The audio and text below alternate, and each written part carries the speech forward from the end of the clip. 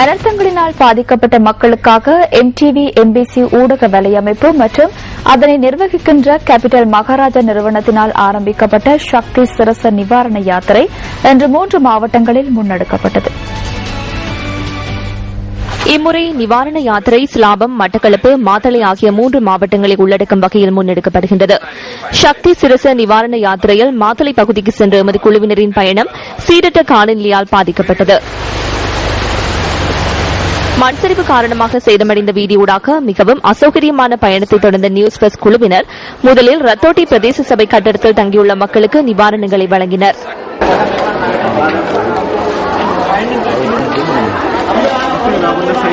பின்னர் Matale bus stand வித்தியாலயத்தில் தங்கியிருந்த மக்களுக்கு நிவாரணப் பொதிகள் வழங்கப்பட்டன.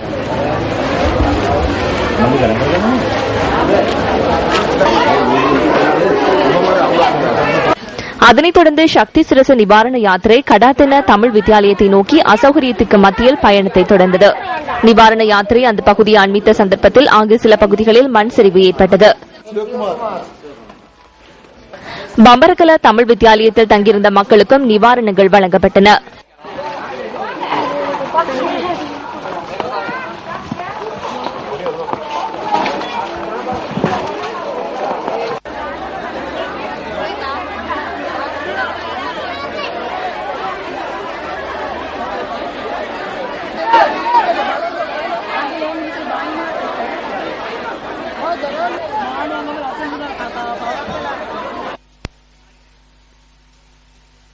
பலத்த மழையாலும் வெள்ளத்தினாலும் நெருக்கடியாகியுள்ள மக்களுக்கு நிவாரணம் வழங்குவதற்காக முன்னெடுக்கப்படும் சக்தி சிரச நிவாரண யாத்திரையின் மூலம் நிவாரணங்களை பகிர்ந்தளிக்கும் நடவடிக்கைகள் இன்று முற்பகல் ஆரம்பமாகின. மட்டக்களப்பு மாவட்டத்தின் ஏறாவூர் பற்று பிரதேச செயலாளர் பிரிவில் வெள்ளத்தினால் பாதிக்கப்பட்ட மக்களுக்கு நிவாரணப் பொருட்கள் பகிர்ந்தளிக்கப்பட்டன.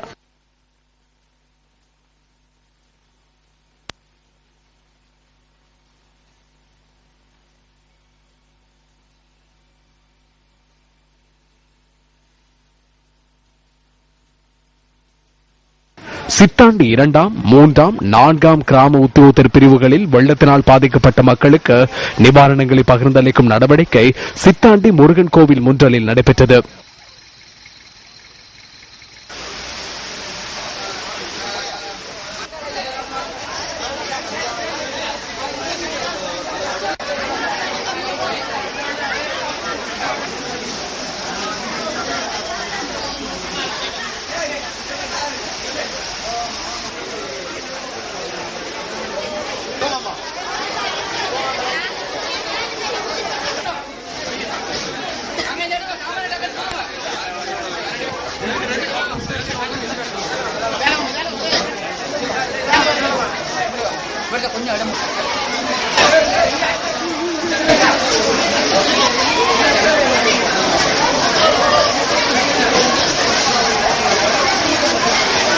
மட்டக்களப்பு மாவட்டத்திலே தற்பொழுது நிலவுகின்ற அசாதாரண சூழ்நிலையின் காரணமாக மிக மோசமாக பாதிக்கப்பட்ட மக்களுக்கு சக்தி மகாராஜா குரூப் கம்பெனியினருடைய இந்த நிவாரணப் பொதி வழங்கல் நிகழ்வானது மட்டக்களப்பு மாவட்ட மக்களை மிகவும் சந்தோஷப்படுத்துகின்ற ஒரு நிகழ்வாக அமைந்திருக்கின்றது.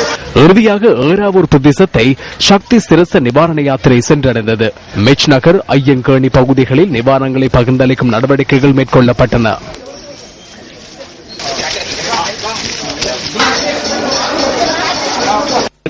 தாமரைக்கேணி மற்றும் மிட்நகர் மக்களும் பாதிக்கப்பட்டிருந்தார்கள். சக்தி சிரச நிவாரண பணியினூடாக இந்த மக்களுக்கும் எங்களால் உலருணவுப் பொருட்களை இன்றைய தினம் வழங்க முடிந்தது.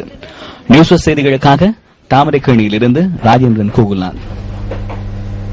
அனர்த்தங்களை எதிர்நோக்கிய மக்களுக்கு ஊடக அறிக்கைகளின்றி நிவாரணமே தேவைப்படுவதாக ஐக்கிய தேசிய கட்சியின் பிரதி தலைவர் சஜித் பிரேமதாச தெரிவிக்கின்றார்.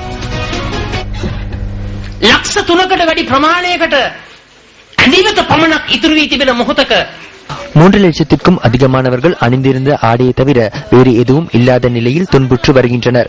நாட்டின் ஆட்சியாளர்கள் இந்த அனர்த்தத்தில் பாதிக்கப்பட்டவர்களுக்கு நிவாரணம் வழங்க வேண்டிய பொறுப்பில் உள்ள அதிகாரிகளும் மிகவும் அழகாக ஊடகவியலாளர் சந்திப்புகளை நடத்தி ஒவ்வொரு மட்டத்திற்கும் ஒதுக்கப்பட்டுள்ள நிதி தொடர்பான தகவல்களை கூறி வருகின்றனர். உடனடியாக நிதி ஒதுக்கீடுகள் பிரதேச செயலாளர்களுக்கு அனுப்பி வைக்கப்பட்டதாக தெரிவிக்கின்றனர்.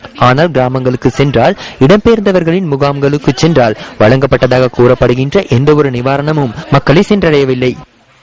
ඔය ලබා දෙනවයි කියන කිසිම සහනයක් ඒ ජනතාවට ලැබිලා නැහැ. சசுனட்ட அருணசேய திட்டத்தின் கீழ் அளவை கல்தெனிய விகாரைக்கான நிதியுதவி வழங்கும் பொருட்டு இந்த நிகழ்வு இன்று மாலை நடைபெற்றது.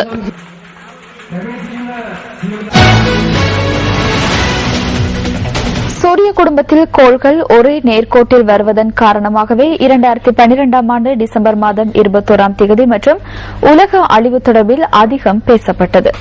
எனினும் கோள்கள் நேர்கோட்டில் வருவதன் காரணமாக எவ்வித முக்கியமான நிகழ்வுகளும் இடம்பெறப் போவதில்லை என நாசாவின் சிரேஷ்ட விஞ்ஞானியான கலாநிதி சரத் குணபால தெரிவிக்கின்றார். செவ்வாய் கிரகம் தொடர்பான ஆராய்ச்சிகளில் பணியாற்றிய கலாநிதி சரத் குணபாலவுடன் நியூஸ் போஸ்ட் செய்தியாளர் நதீம் மஜீத் நடத்திய நேர்காணலின் போதே அவர் இவ்வாறு தெரிவித்துள்ளார். A lot of phenomena that were experienced. மாயன் நாட்காட்டி முடிவிற்கு முன்னராக இலங்கையில் பல்வேறு வித்தியாசமான சம்பவங்கள் இடம்பெற்றன. சிவப்பு நிற மழை மற்றும் அடையாளம் தெரியாத ஒளிப்பிழம்புகள் தோன்றின. அடையாளம் தெரியாத ஒளிப்பிழம்புகள் தொடர்பாக நீங்கள் என்ன கருதுகின்றீர்கள்? Some of these lights earlier in the day we were showing you. What are your views on these strange lights that we're seeing? It's definitely asteroids falling into Earth. இவை சூரியனை சுற்றும் சிறு கிரகங்கள் புவியீர்ப்பு விசை காரணமாக பூமியில் விழுகின்றன. நான் அந்த வீடியோ காட்சியை பார்த்தேன். பூமிக்கு இவை வந்து விழும் காட்சிகளே அவை. ஆரம்பத்தில் அவை பச்சை நிற ஒளிப்பிழம்புகளாக காணப்படுவதனை அந்த வீடியோ காட்சிகளில் அவதானிக்க முடியும். பின்னர் ஊதா நிறமாகி இறுதியில் சிவப்பு மற்றும் வெள்ளை நிறமாக மாறுவதனை அவதானிக்க முடியும். அதன் பின்னர் அதன் வால் பகுதி எரிவதனை அவதானிக்க முடியும். அது வழமையாக நடைபெறும் ஒன்றாகும்.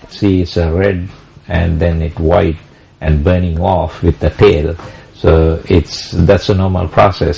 A lot of these சூரிய குடும்பத்தில் கோள்கள் ஒரே நேர்கோட்டில் வருவதன் காரணமாகவே 2012ஆம் ஆண்டு டிசம்பர் மாதம் 21ஆம் தேதி மற்றும் உலக அழிவு தொடர்பில் அதிகம் பேசப்பட்டது.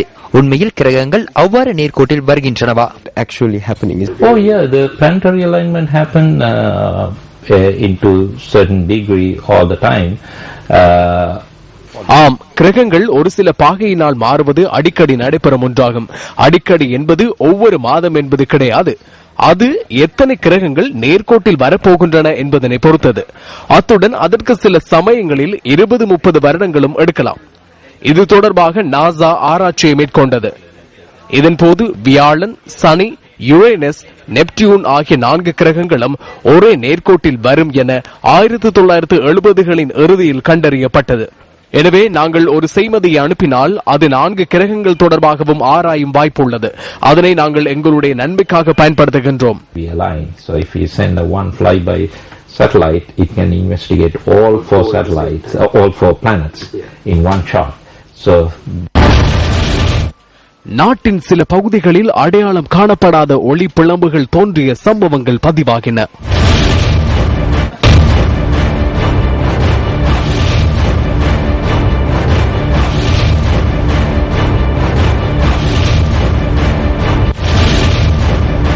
அடையாளம் காணப்படாத ஒளி பிளம்புகள் நேற்றும் தோன்றின. ஒளி பிளம்பை பார்த்தவர்கள் மற்றும் பார்க்காதவர்கள் பல்வேறு கருத்துக்களை முன்வைக்கின்றனர். இதனை அடையாளம் காண்பதற்கு உரிய விஞ்ஞான முறைமை ஒன்றை தயாரிப்பதற்கான தேவையை தொடர்ந்தும் பிற்போட வேண்டுமா? செய்திகள் தொடர்கின்றன. அழுத்தங்களுக்கு எதிராக குரல் கொடுக்க வேண்டியது நீதிபதிகளின் பொறுப்பு என பிரதம நீதியரசர் கலாநிதி ஷிராணி பண்டாரநாயக்க தெரிவிக்கின்றார். கொழும்பில் இன்று நடைபெற்ற வைபவம் ஒன்றில் கலந்து கொண்டு உரையாற்றிய போது பிரதம நீதியரசர் இந்த கருத்தினை வெளியிட்டுள்ளார்.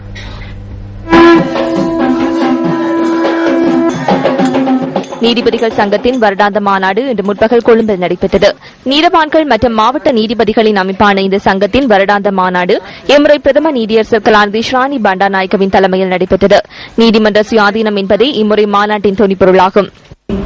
Sitting judges should never get involved in politics.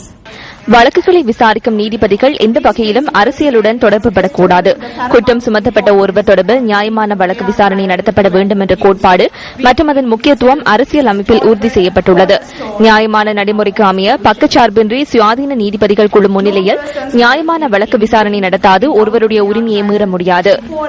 எமது அரசியல் அமைப்பின் 13வது சரத்தில் மிகவும் தெளிவாக குறிப்பிடப்பட்டுள்ளது.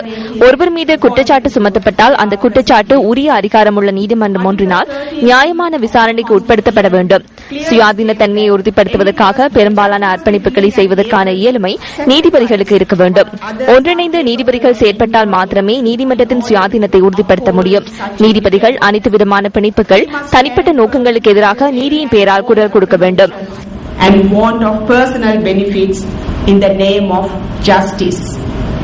இலங்கையின் நீதிபதிகள் தொடர்பில் தாம் மிகுந்த நம்பிக்கை கொண்டுள்ளதாகவும் பிரதமர் நீதியரசர் இதன்போது வலியுறுத்தினார். The worst judge is not merely one who is deaf. செவிப்புலனற்ற நீதிபதியே மிகவும் மோசமான நீதிபதி என 1867 ஆண்டு வால்டர் பெகோட் கூறியுள்ளார். சமூக, பொருளாதார மற்றும் நீதித்துறை என்ற வகையில் இந்த சமூகம் இன்று கடந்து செல்லும் இந்த தீர்மானமிக்க தருணத்தில் பெகோட்டின் அந்த கருத்து திருத்தப்பட வேண்டும் என நான் நம்புகின்றேன். செவிப்புலனற்ற நீதிபதி மாத்திரம் மோசமான நீதிபதி அல்ல, அழுத்தங்களுக்குள் சிக்கும் நீதிபதியும் மிகவும் மோசமான நீதிபதியாவார். அழுத்தத்துக்கு எதிராக எழுச்சி பெற வேண்டியது நீதிபதியின் கடமையாகும். அச்சம் அல்லது பக்கச்சார்பின்றி அனாவசிய அழுத்தங்களை விடுத்து மிரட்டல்களில் இருந்து விடுபட்ட அரசியலமைப்பின் மூலம் வழங்கப்பட்டுள்ள கடமையை நிறைவேற்றுவதற்கான சந்தர்ப்பத்தை நீதிபதிகளுக்கு உறுதிப்படுத்திக் கொடுக்க வேண்டியது நிறைவேற்று அதிகாரம், பாராளுமன்றம் மற்றும் சமூகத்தின் பொறுப்பாகும். எனது நீதிபதிகளுக்கு, எமது நீதிபதிகளுக்கு வலுவாக நேர்மையாக செயற்படுவதற்கான இயலுமை உள்ளது என்பதில் நான் பூரண நம்பிக்கை கொண்டுள்ளேன். தமக்கு முன் கடமை, அனைத்திற்கு முன் நியாயம். The executive was already hegemonic. Now the hegemonic நிறைவேற்று அதிகாரம் இன்று சர்வாதிகார நிலையை அடைந்துள்ளது. தற்போது அது வழிபாட்டுக்கு இலக்காகும் நிலையில் உள்ளது. நிறைவேற்று அதிகாரத்துடன் தொடர்புடைய முக்கிய ஒழுக்கங்கள் எமது நீதிமன்றங்களுக்கு தெரியாத வகையில் நீக்கப்பட்டுள்ளன. 18வது அரசியலமைப்பு திருத்தத்துடன் இந்த நிலைமை ஏற்பட்டது. தற்போதைய பிரதம நீதியரசரை குற்றப்பிரேரணைக்கு உட்படுத்துவதற்காக முன்னெடுக்கப்பட்ட செயற்பாடு அரசியல் அமைப்புக்கு முரணானது. இது இயற்கை நீதி கோட்பாடுகள் அல்லது நியாயமான முறையில் முன்னெடுக்கப்படாத நடவடிக்கை என கண்டனத்திற்கு இலக்காகியுள்ளது. மக்களும் தமது கல்வி நிலைக்கு ஏற்ப இது தொடர்பான கருத்துக்களுடன் இணைந்துள்ளனர். அத்தோடு இந்த விடயத்தில் இன்னும் ஒரு விடயத்தை இணைக்க முடியும். நிறைவேற்று அதிகாரம் தமது அதிகாரங்களை நீதிமன்றத்திற்கு பாதிப்பு ஏற்படும் வகையில் பயன்படுத்தாது முன்னோக்கி செல்கிறது. சட்டத்தை உறுதிப்படுத்துவதற்காக பாடுபடும் சட்டத்தரணிகளுக்கு எதிராக எதிர்ப்பில் ஈடுபடுவதை விட சுயாதீன நீதிபதிகளை அளித்து உருவாக்கப்பட்டுள்ள அச்சத்தை தோற்றுவிக்கும் நிலை தொடர்பாகவே கவலைப்பட வேண்டும். மக்கள் மத்தியில் உள்ள அரசியல்வாதிகளினால் தூண்டிவிடப்பட்ட கூட்டமே பேரணிகளில் வருகின்றார்கள் என்பதை நீதிபதிகள் என்ற வகையில் நாம் நினைவில் கொள்ள வேண்டும். நீதிபதிகள் என்பதை கவனத்தில் கொண்டால் அவர்கள் தனிப்பட்ட ஒரு குழுவாகும். இதனால் போராட்டத்தை வெற்றி கொள்வது இலகுவான விடயமல்ல. சுயாதீனமாக செயற்படுதல் என்பதனூடாக பலம் பொருந்தியவர்களுக்கு எதிராக செயற்பட வேண்டும் என பொருட்படாது. ஆனால் அவ்வாறு செய்வதற்கும் அச்சப்பட தேவையில்லை. கிறிஸ்து இயேசுவை மடியில் தாங்கிய பெத்லஹேம் நகரம் பலஸ்தீனத்தின் நிர்வாகத்துக்குட்பட்டது. கிறிஸ்து அவதரித்த தேவாலயம், அதேபோல் இடையர்களின் மேய்ச்சல் பூமி என்பன இன்று புனித இடங்களாக போற்றப்படுகின்றன. இந்த புனித இடங்கள் தொடர்பில் இன்றைய ஸ்பிரிட் ஆஃப் கிறிஸ்துமஸ் தொகுப்பில் நாம் ஆராய்கின்றோம். பெத்லஹேம் மேற்கு கரையின் மத்தியில் அமைந்துள்ள ஒரு சிறிய நகரமே இது. இந்த நகரின் மக்கள் தொகை 30,000 காணப்படுகின்ற போதிலும் இவர்களில் 30% கிறிஸ்தவர்கள். ஜெருசலேமின் தென் திசையில் இருந்து சுமார் 6 கிலோமீட்டர் தொலைவிலேயே தூய நகரமாம் பெத்லஹேம் அமைந்துள்ளது. கிறிஸ்து அவதரித்த தேவாலயத்துக்கு செல்லும் வீதியே இது. இந்த இடம் பலஸ்தீன நிர்வாகத்துக்கு உட்பட்டது. முன்பு கருத்தைகள் பயணித்த ஜெருசலேம் பெத்லஹேம் பிரதான வீதி இன்று இவ்வாறு காட்சியளிக்கிறது. கிறிஸ்து பிறந்த தேவாலயம் மற்றும் பெத்சாகிதா ஆகிய இடங்களுக்கு செல்லும் பாதையே இது.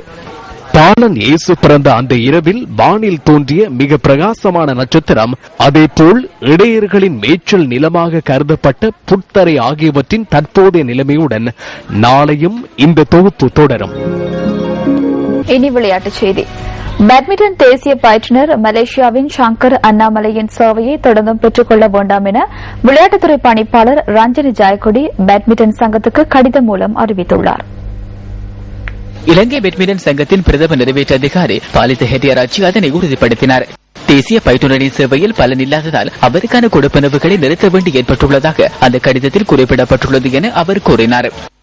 எவ்வாறாயினும் தேசிய பயிற்றுனரின் சேவையை தொடர்ந்து பெற்றுக் கொள்வது குறித்து விளையாட்டுத்துறை அமைச்சருக்கு எடுத்துக் கூற நேற்று கூடிய பொதுக்கூட்டத்தில் தீர்மானிக்கப்பட்டுள்ளதாகவும் பிரதம நிறைவேற்று அதிகாரி தெரிவித்தார். இத்துடன் நியூஸ் 8 மணி பிரதான செய்திகள் நிறைவு பெறுகின்றன. வணக்கம்.